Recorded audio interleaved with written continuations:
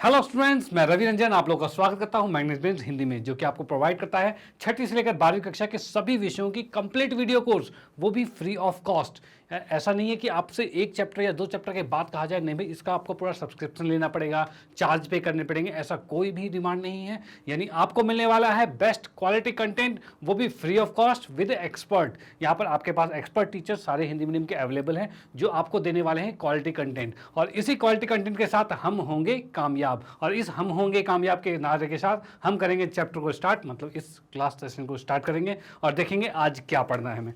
तो आज हम पढ़ने वाले हैं द्विघातीय समीकरण में हम पढ़ेंगे मूलों की प्रकृति। इसके 5वें पार्ट के प्रैक्टिस क्वेश्चन पे चल रहे हैं हम यहाँ प्रैक्टिस सेशन लेके आए हैं। तो यहाँ पर हम 4 प्रैक्टिस पार्ट कर चुके हैं द्विघातीय समीकरण के। आज हम करने वाले हैं मूलों की प्रकृति के आधार पर क्वेश्चन को की प्रैक्टिस। ठीक है, चलो भाई, इसी के साथ हम करते हैं क्लास को स्टार्ट और देखते हैं भाई इसमें किस तरह के क्वेश्चन है और कैसे हम करेंगे सॉल्व। तो इसको स्टार्ट करने से पहले मैं बता दूं कि आपने अगर इसकी कंसेप्चुअल वीडियो नहीं देखी है तो वो बिल्कुल देख लेना।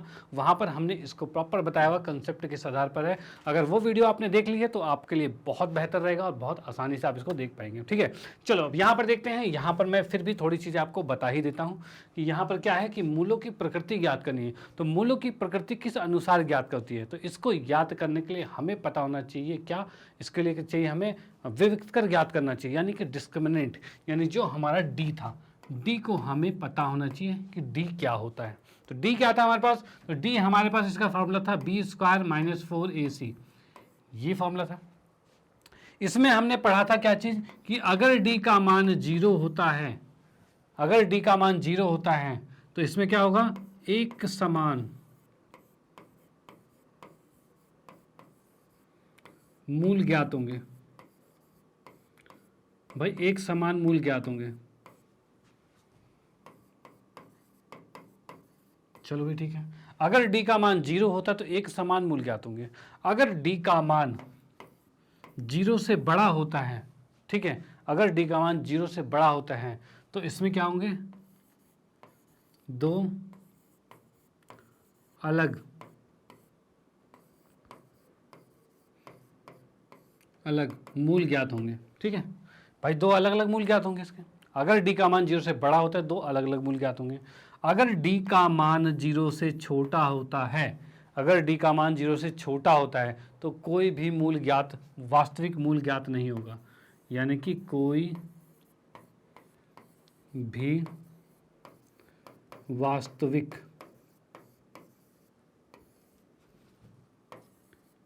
मूल ज्ञात नहीं होगा। चलो भाई ठीक है, मतलब क्या, डी का मान अगर 0 से छोटा होता है तो कोई भी वास्तविक मूल्य का ज्ञात नहीं होगा। अगर डी का मान 0 से बड़ा होता है तो दो अलग अलग मूल ज्ञात होंगे।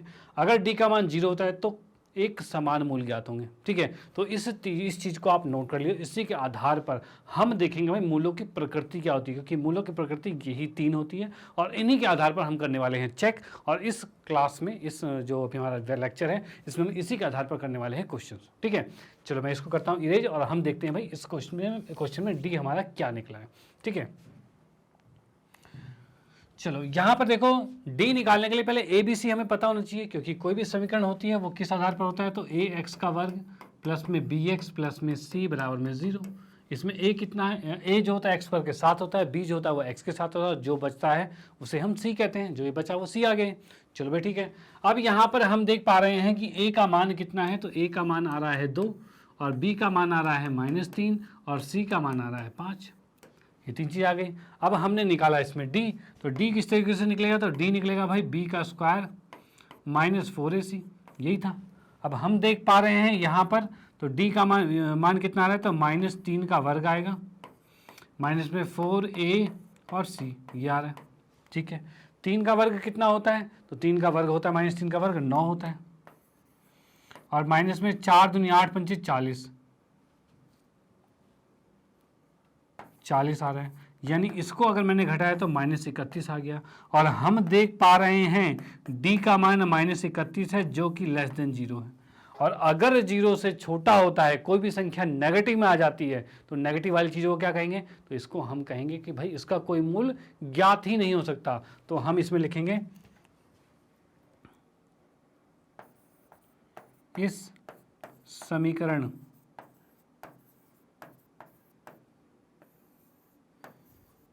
का मूल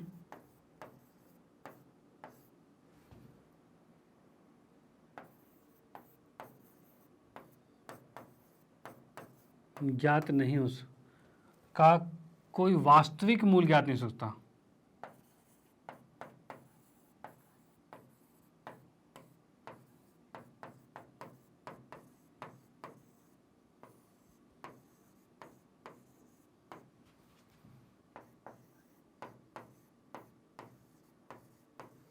नहीं हो सकता, ठीक है। इसका कोई भी वास्तविक मूल्य ज्ञात नहीं हो सकता क्योंकि डी आ गया है नेगेटिव में, ठीक है। चलो अब इसको नोट कर सकते हैं, उसके बाद आते हैं हम नेक्स्ट क्वेश्चन पे।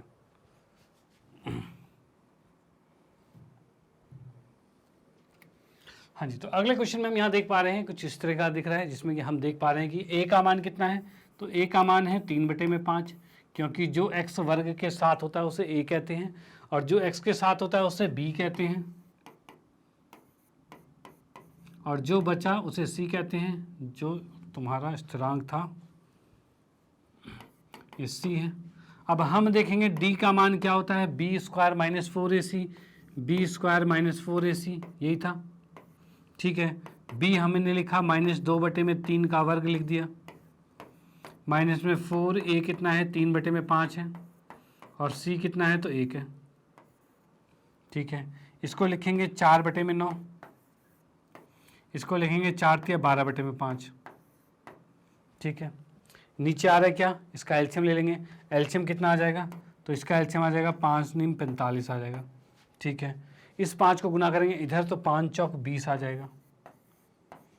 9 को करेंगे 12 से गुना तो कितना हो जाएगा, 9×10=90, 9×2=18, 108 आ जाएगा, ठीक है। और यहाँ पर फिर से हम देख पा रहे हैं कि इसको जैसे ही मैंने घटाया तो ये आंसर आ गया है नेगेटिव में,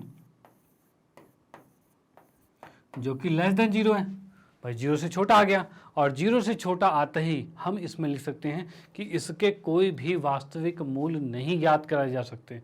जो भी थोड़ी देर पहले हमने लाइन लिखी थी सेम लाइन इसके अंदर भी आएगा कि इसका कोई भी वास्तविक मूल्य ज्ञात नहीं किया जा सकता, ठीक है। चलो भाई आप इसको भी नोट कर सकते हैं, उसके बाद हम आते हैं फिर नेक्स्ट क्वेश्चन पे।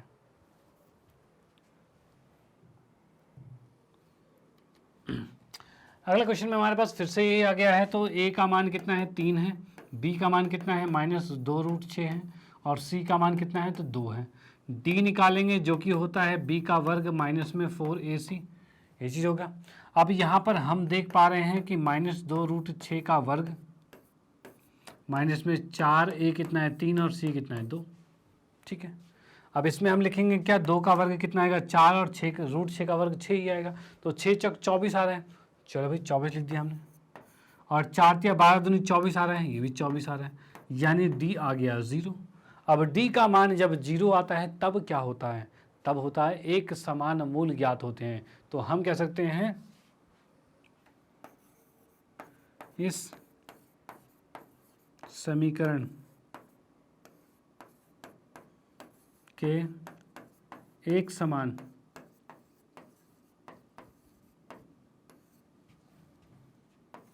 मूल ज्ञात किए जा सकते हैं,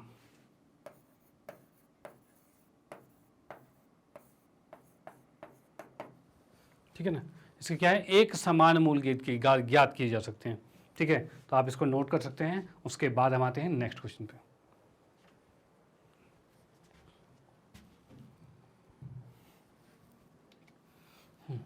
तो अगले क्वेश्चन में दिया हुआ है निम्नलिखित, अब देखो अभी तक हमने देख लिया भाई उसके मूल की प्रकृति ज्ञात कर ली है। अब उसी के आधार पर क्या चीज़ क्या रखा है, निम्नलिखित प्रत्येक द्विघातीय समीकरण के ऐसे मान ज्ञात कीजिए करो जिनके लिए इन समीकरण के मूल वास्तविक व बराबर हो। बराबर मतलब एक समान मूल ज्ञात हो, मतलब इसने क्वेश्चन में क्या रखा है कि ये जो है इसका एक समान मूल ज्ञात हो रहा है, ठीक है। अब आपको के का ऐसा मान ज्ञात करना है जिससे कि इसके एक समान मूल ज्ञात हो। तो हमें पता है एक समान मूल होता है डी बराबर में 0, ये होता है। अगर डी बराबर में 0 होगा तभी एक समान मूल ज्ञात होगा। तो ठीक है भाई, अब हम लिखते हैं डी का फॉर्मूला। डी का फॉर्मूला क्या है, तो इसमें पहले लिख लेते हैं ए कितना है, तो ए हमारे पास 3 है, बी हमारे पास -5 है और सी हमारे पास है 2k। ठीक है, डी को अगर हम देखें तो क्या रहेंगे, बी स्क्वायर -4ac बराबर में 0 है। ठीक है, बी स्क्वायर की बात करें तो -5 का वर्ग होगा तो -5 और इसका वर्ग हो गया, माइनस में 4a, a कितना आ रहा है तो a हमारे पास 3 है और c हमारे पास 2k है और बराबर में 0 है। ठीक है, अब यहाँ -5 का वर्ग कितना आएगा तो ये आएगा 25। यहाँ पर कितना आ रहा है, 4 × 12 दूनी 24, 24 की आ रहा है।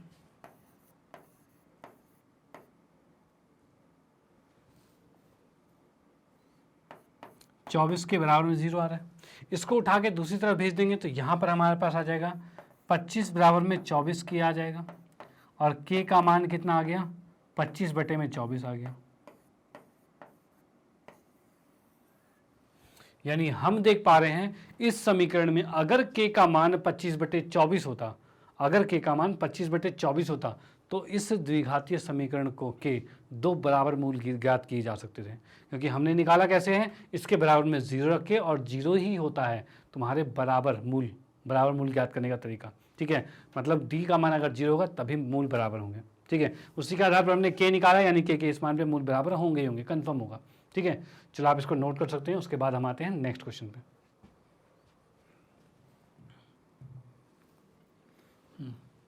अगले क्वेश्चन में यहाँ देखते हैं तो यहाँ पर है निम्नलिखित प्रत्येक द्विघाती समीकरण के वही चीज़ k का मान ज्ञात करना है और इसमें भी वास्तविक व बराबर मूल ज्ञात करने हैं। ठीक है ना, बराबर मूल ज्ञात करने हैं। चलो ठीक है, अब यहाँ पर हम देख सकते हैं x² ये चीज़ आ गया, यानी यहाँ पे हम देख पा रहे हैं a का मान कितना है, तो a का मान वो होता है जो x² के साथ होता है, उसको क्या है वो 1 है, तो हमने 1 लिख दिया। ठीक है, b की बात करें तो जो x के साथ होता है उसे b कहते हैं, तो x के साथ क्या है तो -2 की है। और c जो होता है, जो बाकी का नंबर जो बचा हुआ है, जो स्थिरांक नंबर है, वो क्या है 7k - 12, यानी c का मान आ गया 7k - 12। ठीक है, ये चीज़ आ गई है। अब हम इसमें देख सकते हैं भाई, हमें पता है इसका मूल जो है वो बराबर है, यानी d का मान 0 हो जाएगा। अब d का मान 0 मतलब हम कहेंगे b का वर्ग -4ac बराबर में 0 आएगा। ये आएगा, b कितना है तो -2k, तो -2k को यहाँ लिखा, इसका वर्ग आएगा -4, a कितना है 1 और c कितना है 7k - 12, ये आ जाएगा और बराबर में आ गया 0। चलो भाई ठीक है, इसको हम लिखेंगे तो क्या हो जाएगा, ये हमारा हो रहा है 4k का वर्ग आ गया। इस 4 को अंदर गुना करेंगे तो 7 चौक 28 होगा, यानी 28 के हो जाएगा और 12 चौक 48 होगा, प्लस का 48 हो जाएगा, अब बराबर में 0 आ गया। ठीक है, ये चीज़ हमारे पास आ गई और हमें निकालना है k का मान। तो यहाँ आपको एक द्विघातीय समीकरण दिख रही है, तो भाई बिल्कुल दिख रही है। तो इसको पहले छोटा कर लेते हैं, कुछ कॉमन आ रहा है तो कॉमन ले लेते हैं। तो देख पा रहे हैं हम इसमें से 4 कॉमन आ रहा है, तो 4 को अगर मैं इसमें से कॉमन ले लेता हूँ तो k का वर्ग -7k प्लस में 12 बराबर में 0 आ रहा है। इससे 4 को उठा के नीचे ले आएंगे तो 0 हो जाएगा, यानी हमारे पास जो समीकरण अब बन के आ गई है वो बन के आ गई है k का वर्ग -7k प्लस में 12 बराबर में 0 आ गया। ठीक है, और इस द्विघातीय समीकरण को हल करोगे तो जो k का मान आएगा वही k का मान आएगा। ठीक है, तो यहाँ पर हम देख लेते हैं भाई इसको कैसे हल करेंगे। तो इसको हल कर लेते हैं हम, 4 × 12, इसको गुणनखंड विधि से कर लेते हैं। तो देख पा रहे हैं इसको ऐसे तोड़ेंगे, इनको जोड़ने पर 7 है और गुना करने पे 12 है, तो 4 और 3 हो सकता है। तो इसमें मैंने कर दिया k का वर्ग -4k -3k और प्लस में 12 बराबर में 0। तो हम देख पा रहे हैं 4 × 12 भी हो रहा है और 4 और 3 जुड़ के 7 भी हो रहा है, आ रहा है बिल्कुल। यहाँ से हमने k कॉमन लिया तो आ गया k - 4, यहाँ से 3 कॉमन लिया, ये आ गया k - 4, -3 कॉमन लिया तो k - 4 आ जाएगा। ठीक है, अब हम देख पा रहे हैं भाई k - 4 डबल बार आ गया है, तो इसको हमने कॉमन लेके अलग लिख लिया, बचा क्या k - 3, तो उसको भी लिख दिया।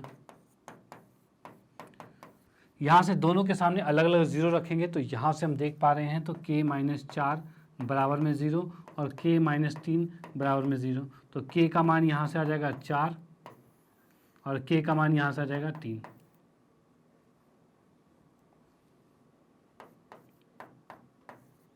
यानी के 2 मान हैं, 4 और 3 हैं। यानी इस समीकरण के अंदर अगर के का मान 4 रखोगे तब भी इसके मूल बराबर होंगे, अगर 3 रखोगे तब भी इसके मूल बराबर होंगे। ठीक है, तो ये इस तरीके का क्वेश्चन भी आपका बन सकता है कि भाई इसके आप के का मान याद कर रहे हो और दोबारा से द्विघाती समीकरण बन गया और इसको भी हल करना पड़ेगा। ठीक है, तो ऐसा भी किया जा सकता है। ठीक है, तो ऐसे क्वेश्चन भी बन सकते हैं, इस ऐसे क्वेश्चनों के लिए भी तैयार रहना पड़ेगा आपको। ठीक है, तो आप इसकी प्रैक्टिस भी करते रहिएगा। तो इसका स्क्रीनशॉट ले लीजिए, उसके बाद हम आते हैं नेक्स्ट क्वेश्चन पे।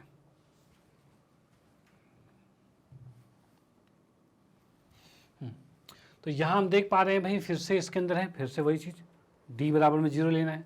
तो मैंने फिर से डी बराबर में 0 ले लिया। पहले लिख लेते हैं इसमें ABC क्या है उसको लिख लेते हैं।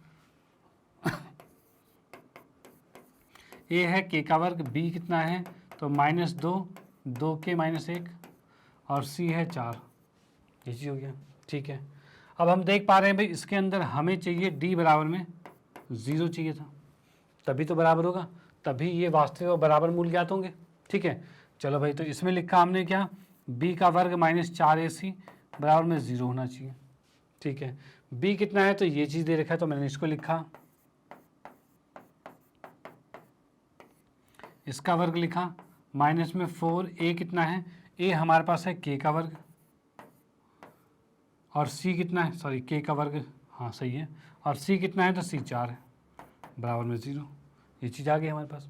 ठीक है, इसको अगर मैं सॉल्व करता हूँ तो ये 2 को तो पहले अंदर गुना करना पड़ेगा, या फिर 2 को वहीं रहने दो, स्क्वायर किया 4 आ गया, अंदर का वर्ग खोलोगे तो a - b का होल स्क्वायर खुलेगा, और होल स्क्वायर क्या खुलेगा तो a का स्क्वायर प्लस में b का स्क्वायर माइनस में 2ab, ये बन गया, माइनस में 16k स्क्वायर आ गया बराबर में 0 है। ठीक है, इस 4 को अंदर गुना किया तो कितना हो जाएगा, ये 4 चौक 16k स्क्वायर हो जाएगा, प्लस में 4 होगा, माइनस में 16k होगा, और माइनस में 16k स्क्वायर होगा, और बराबर में 0 होगा। ठीक है, इस 16k स्क्वायर से 16k स्क्वायर कट जाएगा इससे। ठीक है, और जो बचा हमारे पास 4 माइनस में 16k बचा है, 4 माइनस में 16k बराबर में 0 आ गया। ठीक है, अब यहाँ से हम k का मान डायरेक्टली निकाल सकते हैं, इस k को उठा के उधर भेज दिया तो 4 बराबर में 16k आ गया, और k का मान जो निकाला वो आ गया 4/16, 4 चौक 16, यानी k का मान कितना है 1/4 है। k का मान कितना आ गया 1/4 आ गया, और ये आंसर आपका आ गया। यानी हम कह सकते हैं इस समीकरण के अंदर अगर k का मान 1/4 होता तो फिर ये समीकरण के 2 बराबर हल, बराबर वास्तविक हल निकल जाते हैं। ठीक है, तो ये आपका आ चुका है। चलो भाई, इसको आप नोट कर सकते हो।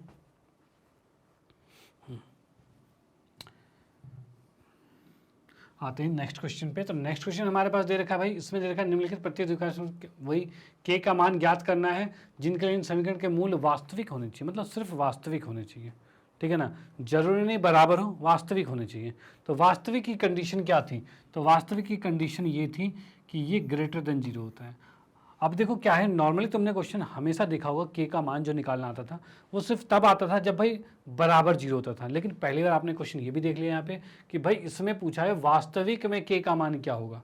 तो वास्तविक वाली कंडीशन में बराबर नहीं आएगा, यहाँ पर आएगा डी का मान 0 से बड़ा आएगा, और इस ग्रेटर देन वाला साइन, बड़े वाला साइन, इसी को लेकर हमें चलना होगा। तो इसमें डी का मान क्या होता है, तो होता है b का स्क्वायर -4ac, और ये बड़ा होगा 0 से, ऐसे होगा।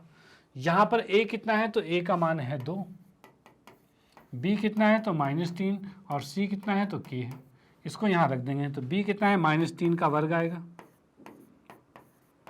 a है 2 और c है k, और ये ग्रेटर देन 0। देखो ये जो ग्रेटर देन वाला, जो बड़े वाला जो साइन चल रहा है वो वैसा ही बिहेव करता है जैसे इक्वल वाला होता है, इक्वल की तरह ही वो चलेगा बिल्कुल। ठीक है, तो यहाँ पर देखो इसका करेंगे तो 9 आ जाएगा, और ये आ जाएगा 8k, और ये बड़ा है 0 से। ठीक है, इसको उठा के दूसरी साइड ले जाएंगे जैसे बराबर में ले आते थे, तो यहाँ पर आ रहा है 9 जो है वो बड़ा है 8k से। ठीक है, इस 8 को हम नीचे लेके आ जाएंगे, नीचे लाने का मतलब यहाँ पर आ जाएगा 9/8 जो होगा बड़ा होगा k से, यानी हम k का कहना मान कह सकते हैं k का मान जो है 9/8 से छोटा ही होगा। छोटा का साइन है ना, ये साइड छोटा है तो k का मान 9/8 से छोटा ही होगा। यानी अगर k का मान 9/8 से छोटा होता है तो इसके हम वास्तविक मूल्य ज्ञात कर सकते हैं। ठीक है, इसके वास्तविक मूल्य ज्ञात कर सकते हैं अगर k का मान 9/8 से छोटा होगा। ठीक है, तो ये इसका आंसर हो जाएगा। इसको भी आप नोट कर सकते हो, ठीक है। तो इसके बाद आते हैं नेक्स्ट पे।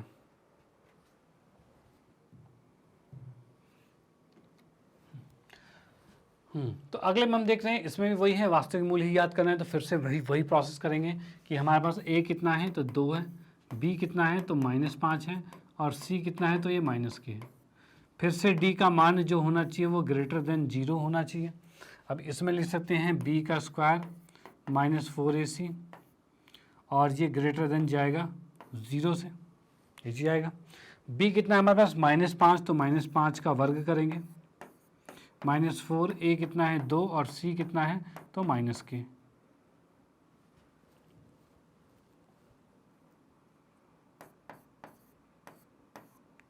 और ये इस तरह से 0 चल रहा है। चलो ठीक है। अब यहाँ पे हम देख पा रहे हैं 5 का वर्ग कितना होगा तो 25 होगा, तो इसको हमने 25 लिख दिया, ठीक है। 4 दूनी 8, माइनस माइनस प्लस, मतलब प्लस में 8 के आएगा, ठीक है। और ये ग्रेटर देन साइन चल रहा है बड़े वाला साइन चल रहा है। इस 8 के को उठा के दूसरी साइड लेके आ जाएंगे, तो या फिर हम 25 को उठा के दूसरी साइड लेके चले जाते हैं।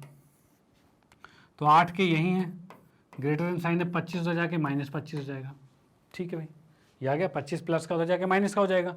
बिल्कुल वैसे ही बिहेव करता है ये भी जैसे इक्वल करता है, जो माइनस प्लस में होता है, प्लस माइनस होता है, गुना भाग में हो जाता है, यही चीज़ वैसे होती है। अब यहाँ पर k का मान निकालेंगे तो क्या आ जाएगा, तो -25 और 8 नीचे भाग में आ जाएगा। और हम यहाँ पर कह सकते हैं कि k का मान क्या होगा, तो k का मान अगर 25 - 8 से बड़ा होता है, यानी इसके अंदर k के मान को हम अगर -25/8 से बड़ा रख देंगे तो इसका वास्तविक मूल्य ज्ञात किया जा सकता है, ठीक है। तो k का मान ऐसे ही आएगा, इससे बड़ी कोई भी संख्या हो सकती है, सब पर ये वास्तविक मूल्य ज्ञात होगा, ठीक है। चलो भाई आप इसको नोट कर सकते हो, और उसके बाद आते हैं हम नेक्स्ट पे।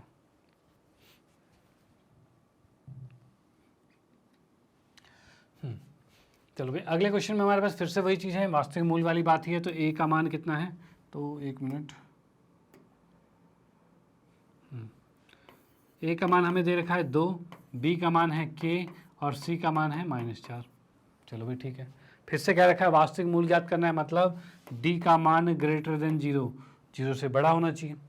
इसमें भी वही चीज़, b का स्क्वायर मतलब k का वर्ग आएगा, माइनस में 4ac, a कितना है 2 है, और c कितना है -4 है, ठीक है। और ये होना चाहिए ग्रेटर देन 0, ठीक है। इस पूरे को उठा के हम पहले तो गुना कर लेते हैं, इसको गुना करेंगे तो क्या आएगा, k का वर्ग 4 चौक 16 माइनस माइनस प्लस 16 दूनी 32, ये चीज़ आ गया, ठीक है। चलो भाई इस 32 को उठा के उधर लेके चले जाएंगे तो क्या हो रहा है, k का वर्ग जो आ रहा है वो आ रहा है हमारे पास माइनस में 32। अब यहाँ पर एक चीज़ देखो, k का वर्ग अगर -32 है, अगर मैं वर्ग हटाता हूँ तो इधर रूट लगेगा, भाई इधर का वर्ग हटाएंगे तो इधर रूट लगेगा, और रूट लगते ही आप देख पा रहे हो कि रूट आगे, रूट के अंदर आ गया है माइनस। अब रूट में अगर माइनस आ जाता है तो क्या वो वास्तविक संख्या होगी, नहीं होगी, वो तो अवास्तविक संख्या होगी, ठीक है। जब अवास्तविक संख्या वास्तविक है ही नहीं, मतलब वो एग्जिस्ट करता ही नहीं है, वो एग्जिस्ट करता ही नहीं, होता ही नहीं है, तब तो आंसर गलत है। मतलब गलत का मतलब ये नहीं बन सकता, यानी यहाँ पर हम कहते हैं k का मान ज्ञात नहीं किया जा सकता। तो भाई यहाँ पे हम वही कहेंगे कि k का मान इसका ज्ञात नहीं किया जा सकता, क्योंकि k का मान रूट में आ गया है। अगर स्क्वायर हटाए तो प्लस माइनस तो लग रहा है, लेकिन वो भी क्या ही काम करेगा जब रूट के अंदर नेगेटिव आ गया, भाई रूट के अंदर माइनस साइन आ गया तो वो क्या काम करेगा। तो यानी हम कह सकते हैं k का कोई भी वास्तविक, किसी भी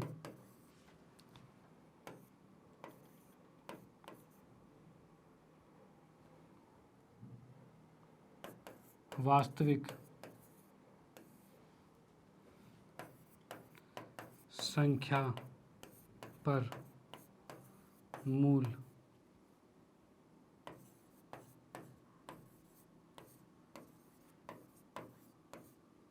नहीं ज्ञात किए जा सकते हैं।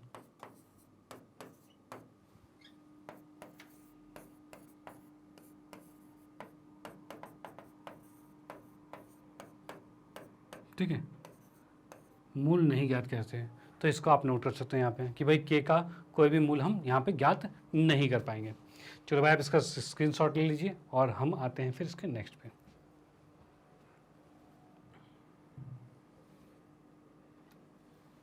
ओके, तो यहाँ पर हमारा ये आज की क्लास यहीं पर समाप्त होती है। तो यहाँ पर हमने देख लिया भाई कि किस तरीके से हमने मूलों की प्रकृति देखी, डी जो था विविधकर था, डिस्क्रिमिनेंट था, इसको हमने कैसे यूज़ करके देखा कि कोई भी द्विघाती समीकरण जो है वो किस तरीके से हल को बता पा रही है कि वो वास्तविक होगा, नहीं होगा, बराबर होगा, कैसा होगा, ये चीज़ें वो बता पा रहा है, एकदम क्लियरली आपको बता पा रहा है। ठीक है, तो यहाँ पर हम इस क्लास को यहीं समाप्त करते हैं और बाकी इसके बाद का हम करेंगे नेक्स्ट क्लास में हम करेंगे, जिसके नेक्स्ट पार्ट को हम डिस्कस करेंगे कि भाई और भी किस किस तरह के पैटर्न बचे हुए हैं जो कि अगले आपके बोर्ड के पेपर में रिलेट करते हैं, क्वेश्चन से रिलेटेड बनते हैं। ठीक है, और बाकी मैं आप लोगों को बताना चाहता हूँ मैग्नेट ब्रेन के बारे में। मैग्नेट ब्रेन ऐसा प्लेटफॉर्म है जो कि आपको प्रोवाइड करता है केजी से लेकर 12th क्लास तक के लिए 100% फ्री क्लासेस, वो भी हर एक क्लास के हर एक सब्जेक्ट की सारी क्लासेस फ्री आपके होती है। इसके क्लासेस को फ्री आपको क्लासेस को लेने के लिए आपको आना पड़ेगा मैग्नेट ब्रेन की वेबसाइट पे। मैग्नेट ब्रेन की वेबसाइट है जो कि है आपके magnetbrain.com। इस पर आप जब आएंगे तो यहाँ पर आते ही आपके सामने कुछ ऐसा इंटरफेस दिखाई देगा और इस इंटरफेस के अंदर आप देखेंगे कि English medium, Hindi medium, NTSC, olympiad सबके आपके सेशन पूरे फ्री ऑफ कॉस्ट आपको मिलने वाले हैं यहाँ पे। तो यहाँ आपके विजिट करके और आप इसका फ़ायदा उठा सकते हो। जैसे कि आप इसमें हिंदी मीडियम के कोर्स को कर रहे हैं तो आप हिंदी मीडियम के कोर्स को क्लिक करेंगे, यहाँ पर हिंदी मीडियम की क्लास के टीचर्स आपको दिख जाएंगे। वैसे ही आप क्या कर सकते हैं, आप अपने फ्रेंड सर्कल में कोई जो दूसरी क्लास में पढ़ता है, केजी से लेकर 12th क्लास तक के बीच में कोई भी क्लास में पढ़ता है, आप उसको सजेस्ट कर सकते हैं, वो अपने उस क्लास को सिलेक्ट करके उसकी वीडियोस को उसको देख सकता है, जिससे उनका भी फायदा हो सकता है, क्योंकि यहाँ पर आने वाले हैं आपके एक्सपर्ट टीचर्स हैं जो कि आपको बेस्ट कंटेंट देने वाले हैं। ठीक है, जैसे कि आपको बताऊँ कि आप हिंदी मीडियम की बात करते हैं तो हिंदी मीडियम में आपके कोर्स को ज्वाइन कर रखा है आपने, हिंदी मीडियम पर क्लिक करते हैं, यहाँ पर आपके सामने टीचर्स आ जाएंगे, कुछ इस तरह से टीचर्स आपके सामने आ जाएंगे और आप चाहते हो कि भाई पुरानी कुछ वीडियोस है जो मेरा कुछ सेशन छूट गया है, कुछ भी कोई भी क्लास छूट गई है, उसको किसी क्लास में डाउट है। ठीक है, तो जैसे कि आप मैथ्स की बात करते हैं, मेरी क्लास ले तो इसमें वॉच नाउ पे क्लिक करोगे, वॉच नाउ पे क्लिक करते हैं सिस्टमेटिक तरीके से आपके सामने पूरे क्लास के सारी वीडियोस आपके सामने मौजूद होगी, जिसमें आप सारे टॉपिक्स आपके पास है, जिस भी टॉपिक में दिक्कत है, जिस भी चैप्टर में दिक्कत है, उस चैप्टर पे क्लिक करोगे, क्लिक करते अंदर उसके अंदर टॉपिक आपके सामने आ जाएंगे, उस टॉपिक पे क्लिक करके आपके वीडियो को आराम से देख सकते हैं और आपके सारे प्रॉब्लम का सॉल्यूशन मिल जाएगा आपके सामने। जैसे आप क्लिक करोगे ऐसे वीडियो प्ले हो जाएगी यहाँ पे और इसका आप फ़ायदा उठा पाओगे। और इसी तरह से आपको क्या है, मैग्नेट ब्रेन के चैनल को भी आप सब्सक्राइब कर लेना, जो कि यूट्यूब पे मैग्नेट ब्रेन हिंदी का चैनल है, उसको भी आप सब्सक्राइब कर लें कि उसके अंदर क्या होता है कि इसमें आपके पास जो भी लेटेस्ट वीडियो है वो आपके पास सामने आती रहेगी। इसको आप सब्सक्राइब करेंगे तो सबसे पहले आपके पास नोटिफिकेशन आएगी और जो भी हमारी लेटेस्ट वीडियो आती है वो आपके सामने आएगी और आप इसके साथ कंटिन्यूटी अपने आप बना के रखेंगे। ठीक है, और इसमें क्या करना, आप इसमें कम्युनिटी पर क्लिक कर लेंगे, इसके अंदर आप देख सकते हो टाइमिंग के बारे में देख सकते हो कि भाई किस क्लास की कौन सी टाइमिंग है और उस टाइम पर आप अवेलेबल रहेंगे तो आपका शेड्यूल बिल्कुल सिस्टमेटिक तरीके से चलता रहेगा और बढ़िया तरीके से आप पढ़ पाओगे। ठीक है, तो इसको भी आप अपने दोस्तों में भी शेयर कर देना, जिससे कि वो भी इसके साथ कंटिन्यूटी के साथ बने रहें। और इसके बाद आपको इतना पता ही है कि मैग्नेट ब्रेन हिंदी मीडियम के साथ भी अवेलेबल है, 6ठी से लेकर 12वीं कक्षा तक के लिए सभी कोर्सों के साथ आपके पास अवेलेबल है। और इसके साथ आपको मैं बताना चाहूँगा, ये वीडियो अगर आपको अच्छी लगती है तो इसको लाइक कीजिए, चैनल को न्यू है तो सब्सक्राइब कीजिए और शेयर तो आप करते रहिए। Okay, bye, thank you.